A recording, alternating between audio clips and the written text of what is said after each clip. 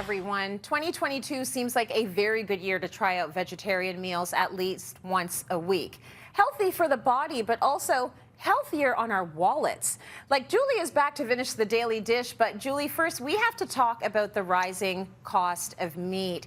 It is insane. Just take a look at this.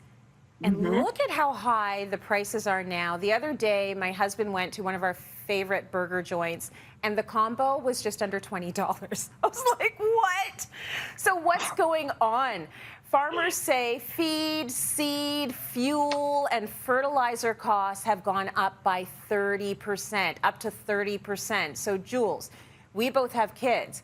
We both know that the average grocery bill is no joke. So are you planning to eat more vegetarian or at least vegetable-based meals this year? And what tips can you share with us?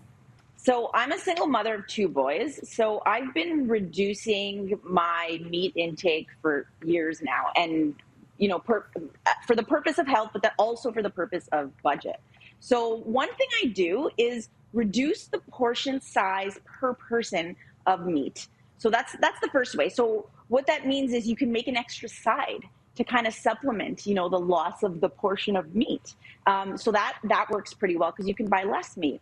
The next thing I do is I'll add something like beans to ground beef to just kind of beef up the volume of the dish and also, you know, increase the nutrients as well. So that's another tip. The other thing we do is I actually have incorporated a lot more fish as the main. We've been eating a lot more fish.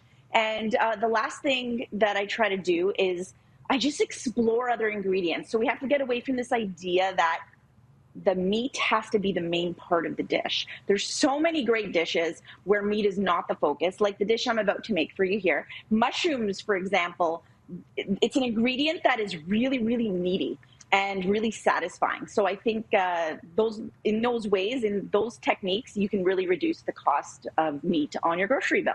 These are like really, really good tips. I love it. And speaking of delicious meals, let's finish our daily dish.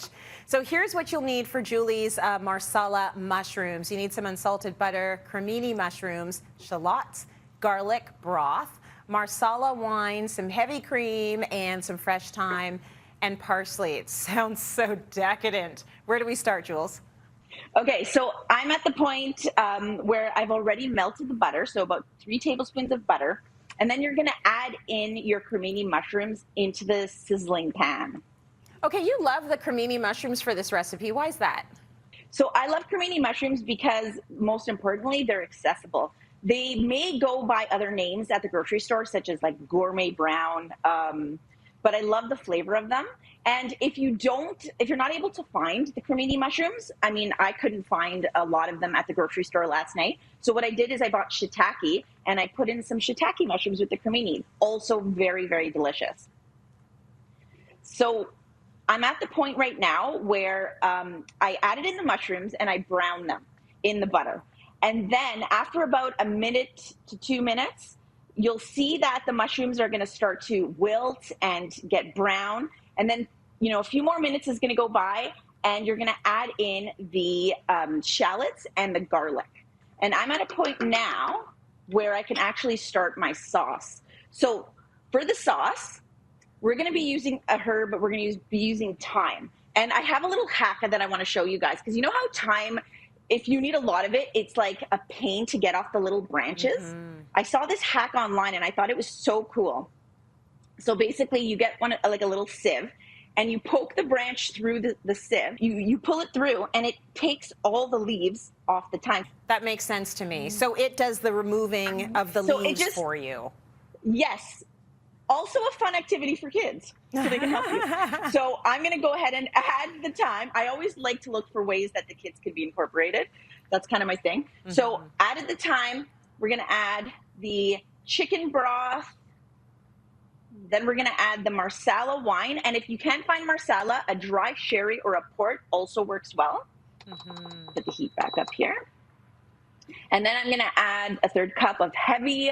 So I use heavy whipping cream, which is 35%. Then you can add a little bit of salt and pepper and stir it around, bring it back up to a boil, and then reduce the heat. And what you're gonna do is you're gonna simmer this for about 10 to 15 minutes, and it's just until the liquid has reduced by half and the sauce is nice and creamy. Now, there are probably some people at home that are thinking, I want to just not use the Marsala wine at all. Would you just say stick with the broth Yep. and the whipped cream, and that's good enough? Yes, it will be absolutely delicious without the Marsala wine. I wanted to make another note. If you want it to be a true vegetarian dish, you can use vegetable stock instead of chicken stock or beef stock. Good stuff. You can add some fresh cut parsley just to like liven up the dish, you know what I mean? And that just brightens everything up and completes the dish, adds a really nice garnish. The polenta is nicely in the dish, and I'm just going to get my Marsala mushrooms and just put them on top. That's it. This is such a beautiful meal, Yes. and it's filling, and it's hearty, and it's going to taste good, and it's simply made. So, Jules, Yes. thank you for that.